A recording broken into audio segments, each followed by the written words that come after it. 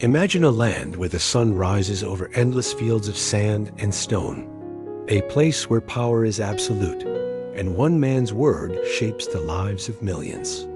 This is Egypt, ancient, mighty, and unshakable, or at least it seemed that way. But our story begins far from the throne, with a man named Moses. Moses wasn't looking for a fight. He wasn't a warrior or a politician or someone who enjoyed standing in the spotlight. He was a shepherd, quiet, steady, and honestly a little unsure of himself. But God had called him to do something enormous. Tell Pharaoh to let my people go. The Israelites had been enslaved for generations. Their cries had gone unanswered for so long that hope felt like a distant memory. Moses was sent to change that.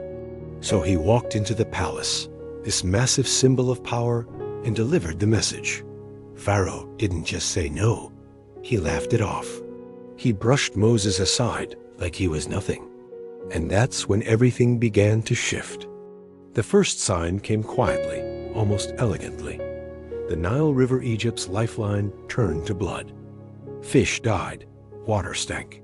People panicked, but Pharaoh hardened his heart. Then came frogs. Not a few, but everywhere.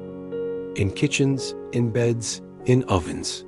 Egypt begged for relief. Moses prayed, and the frogs died out. But again Pharaoh refused to listen. Next came gnats, tiny and relentless, filling the air like dust. Then flies, swarming in thick clouds. Egypt was unraveling, but Pharaoh still clung to control. It's strange how sometimes the more we try to hold on to power, the more it slips through our fingers. The plagues grew heavier. Livestock fell ill. Boils broke out on people and animals. Then a storm unlike anything Egypt had ever seen, hail mixed with fire crashed from the sky, flattening crops and shattering trees. Each time, Moses returned with the same message: let God's people go. And each time, Pharaoh's heart grew harder. Then came locusts, devouring whatever the hail had spared. Egypt's fields, once green and full, were stripped bare. And then darkness, not just a cloudy day. A darkness so thick it felt physical, like a weight pressing down. For 3 days, no one moved. No one spoke. No one lit a lamp, but still Pharaoh refused. The last plague was the most devastating. It's the part of the story that still makes people pause, even thousands of years later. God warned Moses that the firstborn in every Egyptian household would die. It was a judgment, a breaking point, a moment that would finally shatter Pharaoh's resistance. But God also gave the Israelites a way to be spared: a lamb, a meal, a mark on the door, a sign of protection. That night, Egypt cried out in grief.